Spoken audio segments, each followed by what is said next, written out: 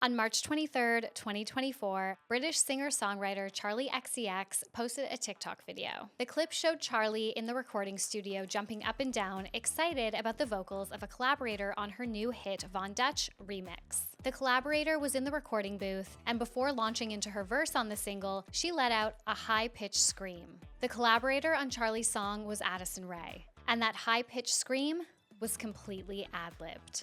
Quote, "The moment Addison did this during ad-libs," Charli wrote on TikTok, "one take, none of us knew it was coming." Charli's TikTok quickly reached over 25 million views, and the comment section was flooded with excitement for the collab. Quote, "Addison Rae is a pop genius," one person commented. "Addison Rae, the pop girl princess you are," wrote another. Though Addison had gone viral for her singing career before, this was the first time that the influencer received genuine accolades for her foray into music. And it was this 16-second TikTok posted by Charli XCX that solidified Addison's new era as an indie pop girly, marking a successful rebrand for the TikTok star. At a time when influencer rebrands rarely work, Addison navigated this transition successfully. So how did a TikTok dancer from Louisiana become a pop icon with a cult following? And what did it take to get here? From Centennial World, I'm Lauren Meisner, and this is Infinite Scroll, a podcast about internet culture, the creator economy, and how social media is shaping Gen Z. Welcome back to Infinite Scroll, everyone. I needed to bring you guys something more fun, something more lighthearted. I feel like that's kind of the vibe now, right? Is we go like a week or two of like fun, lighthearted topics, and then I bring you something serious and a bit of a downer, and then I bring back the levity, and we kind of go up and down like that. So last week's episode was obviously a really big one. I had a lot of great feedback, and I also had a lot of men in the comments section really pissed off. As expected. But as always, please remember to rate, review, and subscribe. It means so much. It helps me grow. It means the world to me to read your reviews and all of your feedback. It literally makes my day. Please also sign up to our newsletter, which is called Infinite Scroll. On Wednesdays, we send out a commentary article about a trend, creator, drama, or news. And on Fridays, we round up the 5 biggest think pieces on the internet from that week. And also join our Geneva group, which is called Infinite Scroll as well, where you can chat with other people who love creator drama and tea, and you can chat with me. Okay, I'm gonna read some comments from last week's episode. So at Fizzbish says, "Pump on the pod, the cutest gal." Literally, she is a sweet baby angel. I love when she makes a little appearance. Hot Bowl of Stew 94 said, "Loved this episode. I think you merged giving info while explaining your opinion really well. Can't wait for more." That was on one of the mini scroll episodes from last week. And Shared by Sarah said, "My favorite part of the intro is hearing how you say Centennial World every time." I would love to know what you like about that. Do I say it weird or do I say it soothing? I need to know because that is such an interesting comment.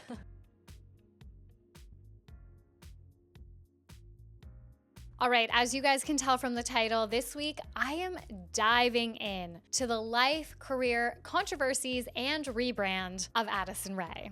Addison Rae Easterling was born on October 6, 2000 in Louisiana, USA. She was born to her father, Monty Lopez, and mother, Sheri Nicole Easterling. Sheri and Monty were not yet married when Addison was born, which is why she only shares her last name with her mother. After they married, they later divorced, where Sheri was a single mother for a few years of Addison's childhood. Sheri and Monty eventually remarried in 2017 before getting divorced again in 2019. Sheri and Monty became a major part of Addison's early TikTok fame, but so did her 2 younger brothers, Enzo and Lucas. She made a lot of content with them throughout 2020, where many of her followers became invested in their lives. Now, Enzo is 16 and Lucas is 10. Addison also has an older half-sister, her father's daughter, named Macy Newmeyer, who has 2 daughters of her own. In the first episode of her now-defunct podcast with her mother, which was later renamed to That Was Fun with Addison and Sheri, the pair discuss Addison's upbringing. The family moved a lot during her childhood due to her parents' on and off again relationship, from Louisiana to Texas and back again. At one point, they lived in a camper that had, quote, 1 main room and a bunk bed. While Addison's family moved around, they also traveled frequently after Addison started dancing competitively at the age of 6. She later took her dancing experience and became a cheerleader in high school. Given her background in dance and cheerleading, Addison dreamt of becoming a Tiger Girl, the official dance team of the Louisiana State University LSU Athletics. In 2019, she auditioned for the team, however, she didn't make it. This was a shock to Addison and her family, given they were relying on her to make the team. Now, this is presumably for financial reasons, although she did not explicitly state this in the podcast episode that this is from. After getting rejected, she and her family decided they would all move to Baton Rouge, which is where LSU is located, so that they could save money by not paying for Addison's dorm or meal plan fees. While Addison enrolled in LSU to pursue a degree in sports broadcasting, she ultimately chose not to finish it. Around the same time she started college, she started gaining traction online. Addison was introduced to TikTok in 2019 when sophomores and juniors from her high school first asked her to dance with them. Originally, she wasn't interested in using it herself. The first TikTok she ever posted was of her dad, and it only got 1 like. She quickly deleted it out of embarrassment. Quote, "I posted a video of my dad for my first video ever, which no one really knows. Definitely no traction there. It was like the dumbest, weirdest video I could have ever posted. It got like literally 1 like," Addison said on the Emergency Contact podcast. Her next TikTok was posted on July 9th, 2019. It was a video of her lip-syncing to Kelsea Ballerini's "Love Me Like You Mean It" while her friend pretended to play guitar in the background. The TikTok was an overnight success. Reflecting on her journey to virality on the Emergency Contact podcast, Addison said, quote, "Then the next morning I woke up and it had like 92,000 likes." As Palmer Hash writes for Business Insider, quote, "At the time, she posted a mix of dance videos, lip syncs, trends, and comedy skits, with many of her videos featuring appearances from her mother, a TikTok star in her own right with over 14 million followers, and other family members." While Addison had a taste of internet fame, her first truly viral TikTok featured her mom, Sheri. It was a video of the pair dancing to "Obsessed" by Mariah Carey. Mariah actually ended up liking the video later. Fun fact. Quote, "I kept posting, and then a video of my mom and I went viral. It had like 300,000 likes," she said on the Emergency Contact podcast. Addison posted this video with Sheri in July 2019, and by October of that year, she hit 1 million followers on TikTok. At the time, she was already studying at LSU. During orientation week, she realized her TikTok fame was translating to real life, where people were starting to recognize her. 1 month after hitting 1 million followers, Addison had convinced her family to let her drop out of LSU and move to LA to expand her career. Soon, her family joined her, where the family started making more and more content together. Addison reflected on this on her podcast with her mother, saying, quote, "When we moved out here collectively as a family, that's when things really started skyrocketing." After moving to LA, Addison joined the Hype House in December 2019. Her time in the Hype House was eventful, to say the least, and she was associated with the collective until around May 2020. If you listen to this podcast, you are probably familiar with the Hype House. But for those who are unfamiliar, the Hype House was a group of young, primarily TikTok creators who shared a mansion together in Moorpark, California. The Hype House team took inspiration from Team 10 and the Vlog Squad, where they collaborated on different content while living together. The house acted as a talent agency. A large percentage of everyone's income went to the owner of the house. Content houses, like the Hype House, have a set of rules requiring parental permission for anyone under 18 to film there. And if members of the house don't create consistent viral content,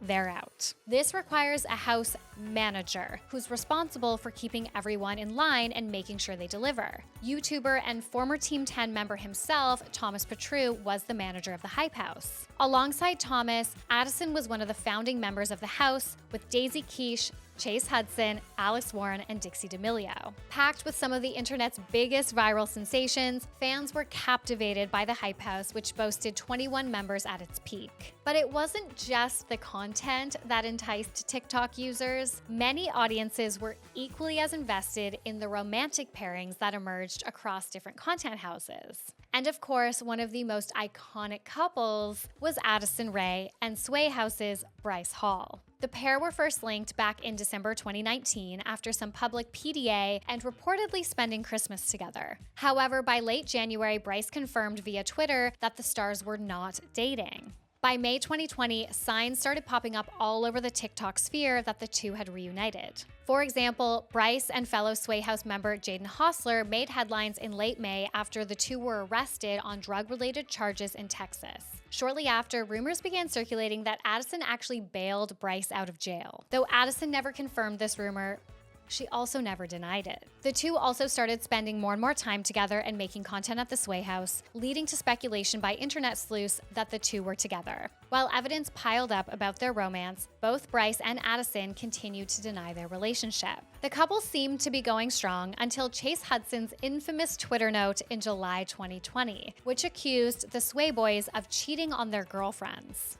Though Chase didn't personally accuse Bryce of cheating, the note sparked tons of rumors about the TikTok stars, as well as many attempts to quote-unquote expose Bryce as a cheater. A few weeks later, Addison archived all photos with Bryce on Instagram. And in August, Addison explained that the pair was, quote, handling things privately and off social media, just like you guys said. The couple finally confirmed their relationship in a Q&A vlog titled The Truth About Us. They responded to the question, "Are you dating?" with, "He asked me out October 13th to be his girlfriend." Bryce added that, quote, "This is our second time dating. It's been more than 3 days, so it's kind of successful because it's been more than 3 days." But by March 2021, the couple found themselves in drama again, after speculation that Bryce took a trip to Las Vegas and cheated on Addison. On March 26th, Bryce confirmed their split in a YouTube video. He maintained that he never cheated on Addison, and he will not be elaborating on the reason for their breakup further. Shortly after, Addison confirmed their split to paparazzi, saying she wishes him, quote, "the very best and he's amazing." While Addison cemented her viral fame during the Hype House era, she also found herself in a number of controversies and subsequently received a significant amount of hate.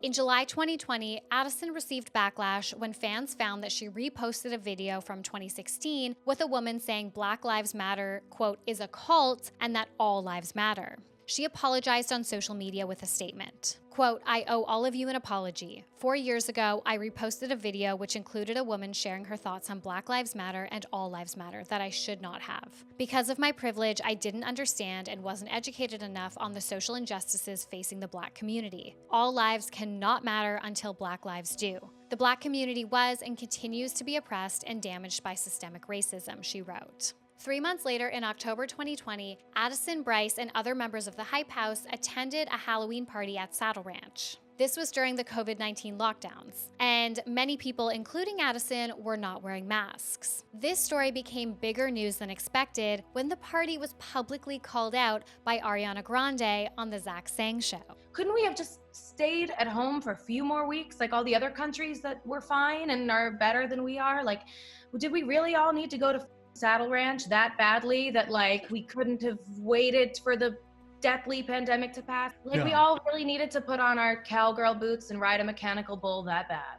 We all needed that Instagram post that badly. When asked how she felt about Ariana's call out, Addison said, quote, "I think it's fair. I think it's understandable. I definitely have not been going. I've just been trying to stay in and work out. I've been working out a lot and also preparing for my movie." Ultimately, Addison and Bryce's extremely on-again and off-again relationship, alongside her stint in the Hype House, captivated the online world and skyrocketed Addison to mainstream success. Through the second half of 2020 to 2021, Addison started cementing herself in traditional entertainment. This all started with Addison's first foray into beauty, launching Item Beauty in July 2020, with backing from Made by Collective, which was Ipsy's sister company.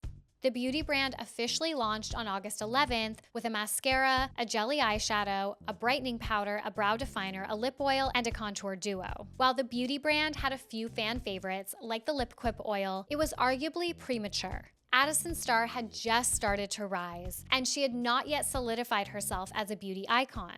To make matters worse, the brand found itself in a number of controversies. There was first a plagiarism issue, when the brand was accused of copying clothing label Lonely Ghost after printing the phrase, quote, "I love you, say it back," on the inside mirror of the Cheek Money Compact. "I love you, say it back" had been the slogan of Lonely Ghost for years. Perhaps more seriously, the company was accused of scamming consumers upon the launch of Screen Break, a hydrating face mist promising to protect skin from screen-emitted blue light and everyday pollutants.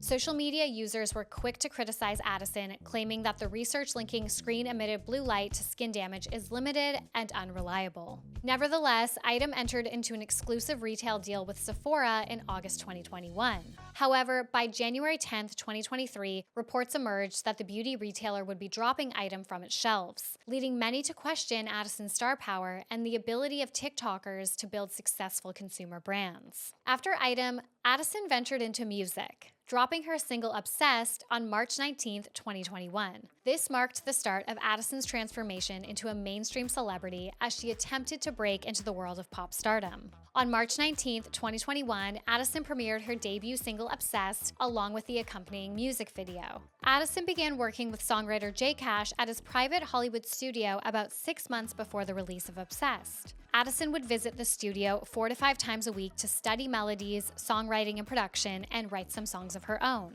With the help of J Cash, Addison put together a legendary team to help her and teach her the ropes. This team was made up of 8 producers and songwriters who had worked with the likes of Justin Bieber, Katy Perry, Blackpink, and Lady Gaga, to name a few. After 4 months of studio time, Addison and her team created Obsessed. The concept of Obsessed was all about joking around with a friend. The premise, according to Addison, was, quote, "You love me while I can love myself too. I don't need that from someone else when I have it inside. I think that's a great place to be at in life. I'm working on it and I think it's a great thing for everyone to work on. It's not easy to love yourself, especially since there's so much comparison in this world today." Addison also said that the song shouldn't be taken too seriously. Now that comment was likely because rumors online suggested that Addison wrote it about Bryce Hall being obsessed with her. For the release of Obsessed, Addison decided to go with J Cash's independent label, Sandlot Records. When asked about going with an independent label, Addison said, quote, "A lot of people assume that just because of TikTok, I get things handed to me. By doing it this way, it feels so much more organic. I want to show that this is a real passion of mine and not just something that I jumped into and got the chance to do." Obsessed initially received a mostly negative response, receiving critical reviews from Vulture, Popdust, Entertainment Weekly, and countless people on TikTok and Twitter. Commercially, however, Obsessed fared decently, peaking at number 10 on the US Billboard Bubbling Under Hot 100 chart. This is the chart that includes songs that are basically right under the top 100. Despite the relative commercial success and the initial creative empowerment that Addison felt from her debut single, Obsessed's reception almost led Addison to quit music. Addison told Liam Hess of Vogue, quote, "I think I had a really fragile sense of self at the time. I was 19, you know? It kind of crushed me for some time.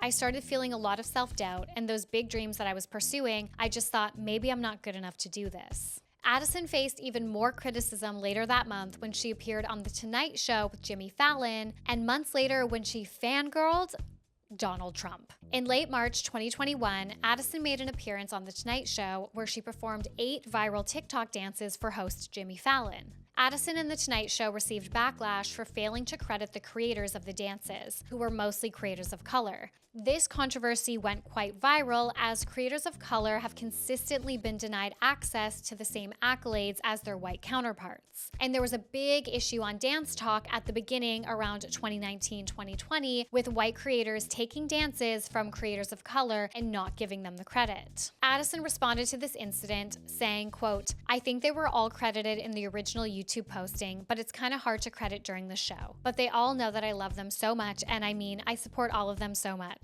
And hopefully one day we can all meet up and dance together." Addison continued to receive backlash when in July 2021, a video surfaced of her maneuvering through the crowd at a UFC match to introduce herself to former President of the United States, Donald Trump. In the video, you can hear Addison saying, "Hi, I'm Addison. Nice to meet you. I have to say hi. Hello, so nice to meet you." Now, this match was UFC 264, which occurred on July 11th, 2021, which is notably after the Capitol attack on January 6th. This instance led fans to search through her social media, and they found that Addison had liked a tweet endorsing Donald Trump in 2016. The backlash continued as Addison refused to address the incident for well over a month. She eventually addressed it in August in an interview with the LA Times. She said, quote, "I mean, I don't support Trump. And if someone does, that's their opinion, and I respect everyone's opinion, for each their own. But it's a very rare on occasion that you get to meet a former president, and I think most people could agree with me on that. It's very uncommon.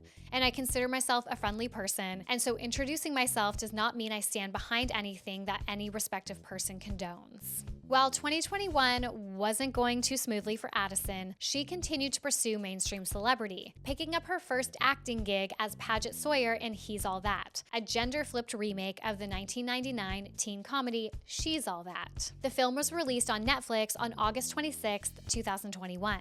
The reaction was mixed. Instead of viewing her pivot as a genuine effort to expand her craft, users saw her casting as an attempt for the film to capitalize on her fame and make money. Much like Charli D'Amelio and her TikTok peers, it became clear that internet users did not support Addison's move away. Nevertheless, Addison's star rose in the mainstream as she documented her friendship with Kourtney Kardashian, who also happened to make a cameo in He's All That. The two were first seen hanging out together back in March 2020 and were soon inseparable, despite seemingly having nothing in common and a 22-year age gap. Addison later confirmed on the Tom Ward Show that David Dobrik actually introduced the dynamic duo. According to Addison, Kourtney's son Mason Disick is a huge fan of Addison's from TikTok, and that's how they met. Soon after meeting, the pair were inseparable, appearing together in TikTok content and paparazzi photos. Addison even appeared on an episode of Keeping Up with the Kardashians in April 2021. Many social media users believed that their friendship was PR, both to help Addison solidify her mainstream stardom and to keep the Kardashians relevant with Gen Z. Soon after Addison found mainstream success, however, she seemed to take a step back from the spotlight.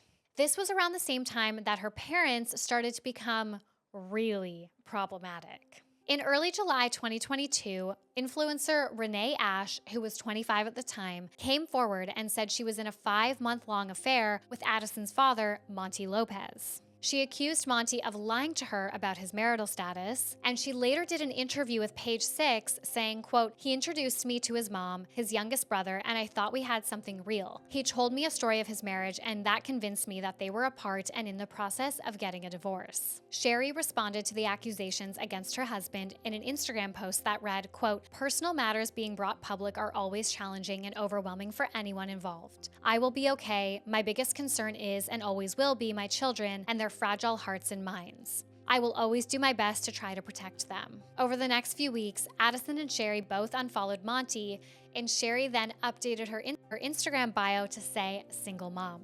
Things only got worse for Addison after rapper Yung Gravy appeared on Jeff Wittick's podcast, Jeff FM, in August 2022. During the episode, the artist said that he, quote, "has a thing for MILFs," and was, quote, "going on a date soon with Addison's mom, Sheri." In response to Yung Gravy's comments, Monty threatened the 26-year-old on TikTok for talking about his estranged wife. "Watch your mouth, boy. You're gonna get Chris rocked," Monty wrote on a TikTok video duetting the clip of Yung Gravy on Jeff's podcast. In the comments, Monty challenged the rapper to a boxing match, writing, quote, "At Yung Gravy, let's get in the ring. Please, if you have the balls, I'll take them." He then made a follow-up TikTok pretending to transform into the Hulk, writing, quote, "When Yung Gravy won't accept a boxing match." During Monty Lopez and Yung Gravy's back and forth, Tana Mongeau commented on one of Monty's TikToks where he appears to be threatening Yung Gravy, writing, quote, "I'm calling the police." Monty then replied, "About your body count? Go take a bath." Reminder, Tana was in her 20s. Tana then took to TikTok to defend herself, stating, quote, "First of all, why a grown man, a father, is even remotely discussing my body count is beyond me. So Monty, my dear, if you want war, so be it. I feel kind of strange beefing with this man at his prehistoric age, especially when I've seen him put so many things up his nose at several teenage events." And this wasn't even the first time that Tana had discussed Monty's drug habits. A few weeks earlier, Tana appeared on Jeff's podcast and discussed seeing, quote, "a celebrity father doing a good amount of cocaine." She confirmed that the celebrity father was Monty and called his behavior just the tip of the iceberg. Since Tana posted her video, she shared several DMs that she had allegedly received from young women claiming to have had creepy experiences with Monty when they were as young as 18 and 19 years old. The situation, however, escalated further when Yung Gravy took Sheri to the 2022 VMAs. They posed for photos together on the red carpet and kissed on camera. Addison unfollowed her mom on Instagram and added "not your doormat" to her bio in the midst of the Yung Gravy debacle. Her mom even commented on a viral Instagram post that highlighted that Addison had unfollowed her, writing "heart-wrenching" with a sad face. After all this went down with her parents, people were really sympathetic to Addison. But this changed when the TikTok star found herself in a controversy of her own, also in August 2022. On August 2nd, Addison posted on social media wearing a bikini from the collaboration between Adidas and Praying. The words father and son were across her chest, and on the bikini bottoms, which were not featured in this photo, they said Holy Spirit on the crotch. The photo quickly gained traction, with Christians criticizing the young influencer for making a mockery of their religion. While Addison found herself at odds with conservative audiences, this was the start of Addison's rebrand, embracing a more cool girl aesthetic. This rebrand had been in the works for a while, starting when Addison had 2 leaked unreleased tracks go viral in January 2022, I Got It Bad and Nothing On But the Radio. In August 2022, 10 more of her unreleased tracks leaked to SoundCloud. Soon, an ironic and unironic cult following began to grow. Most of the initial positive reaction was among the LGBTQ community, and a lot of it was ironic. Per BuzzFeed News, one online commenter wrote, quote, Addison Rae did the first TikTok at Stonewall. This standing of Addison Rae as a pop icon for the gays only started to snowball. And by the time 2023 rolled around, many people were viewing Addison's debut, Obsessed, in a different light, seeing it as more camp rather than just bad. She subsequently released her EP called AR via Sandlot Records on August 18, 2023. But the TikTok success of the single To Die For, featuring Charli XCX, altered Addison's trajectory, providing her with another opportunity to change her public persona. This time, as a niche hyperpop artist. This new trajectory has seen Addison join Charli XCX for her Boiler Room set and collaborate on a remix of Von Dutch, the lead single off Charli's next album, Brat. And that aforementioned clip of Addison screaming on the track for an ad-lib has cemented her rebrand in the best way possible. Quote, Rae's ironic redemption has revealed an unspoken fandom internet rule. There are 2 routes to become a gay icon. Either a performer is inherently an outcast because of how they look or the ways they don't fit into the status quo, or they become so hated, so scrutinized and hated on that it's camp to stan them, writes Steffi Ko for BuzzFeed. As Addison shifted away from mainstream audiences and artists, she began moving in a more unexpected direction, and people really liked it. This shift was also evident to many when she started dating music producer and songwriter Omer Fedi. Whispers of a possible romance were first sparked after the 2 were seen leaving Machine Gun Kelly and Travis Barker's surprise rooftop concert together the weekend of June 20th, 2021. Omer, who originally hails from Tel Aviv, proceeded to post an Instagram story that showed a woman's feet in heels cuddled up next to him. The 2 were then spotted together on red carpets and on dates with Kourtney Kardashian and Travis Barker. In late 2023, there were rumors that they had split and that Addison was dating an Australian DJ named Petro. However, in December 2023, Addison did an interview with British Vogue during which she referenced a vacation she took that year prior, referring to Omer as her boyfriend in the answer. Not only is Addison expanding her audience when it comes to her music, but she is also changing her aesthetic. After her father's problematic behavior years ago, she took a step back from the public eye. This helped her curate a more mysterious public image. Since then, she has gradually been shifting her aesthetic, with cool girl photo dumps and edgy fashion choices. Addison's new style began catching people's attention in 2021 at the MTV Movie Awards and the Met Gala. Both outfits were styled by La Roche. Her bold choices continued into 2022 with her current stylist Ryan Hastings. Becoming a Gen Z style icon, she has also embraced nostalgic fashion, wearing a lot of Y2K-inspired pieces. She has also been credited with bringing back the 2014 Tumblr aesthetic after posting a photo from an iPhone 4 on Instagram. Quote, over the past few months, Rae's personal style has undergone a subtle shift. The dancer, actor, and singer has always embraced laid-back California cool, opting for crop tops, denim cutoffs, and oversized shirts. And while her recent fits retain this sporty, casual aesthetic, Rae has begun leaning heavily into the nostalgia of Y2K fashion, causing her street style to take off online, writes Alexandra Polly for High Snobiety. Now that Addison has well and truly rebranded herself, there are 2 main reasons why this has worked. First, liking her became deemed as campy, which is often associated with online gay culture. And rather than steering away from this and taking herself too seriously, she decided to lean in. She embraced this label and this fan base. Second, Addison hasn't been super overexposed. Ultimately, her decision to scale back from mainstream celebrity to a more niche demographic helps her maintain that underground feel that resonates with influencer culture and social media users. There's just something so cool and mysterious about her, to the point where you don't know what move she's going to make next. And it's crazy to call someone who came up on TikTok mysterious, but it's true. Like, Addison kind of disappeared from the public eye in terms of like the way we once knew her. And then she'll pop up occasionally posting like these super cool photo dumps. So this is where we leave off with our deep dive into the life and career of Addison Rae. After finding astronomical success on TikTok, Addison is one of the only creators to successfully break out from that very narrow box. Though she's weathered her fair share of controversies, her recent rebrand from mainstream TikToker to indie pop star has put her back on top, proving that sometimes the influencer rebrand can actually work. Jojo Siwa, take notes. Infinite Scroll is a podcast written, produced, and presented by me, Lauren Meisner, for Centennial World. Additional research and reporting is by Annabelle Ben-David, and preliminary research is by Nick Meisner. Editing is by Danny Fennick. Thank you so much for listening. I love you guys, and I will talk to you next week. Bye!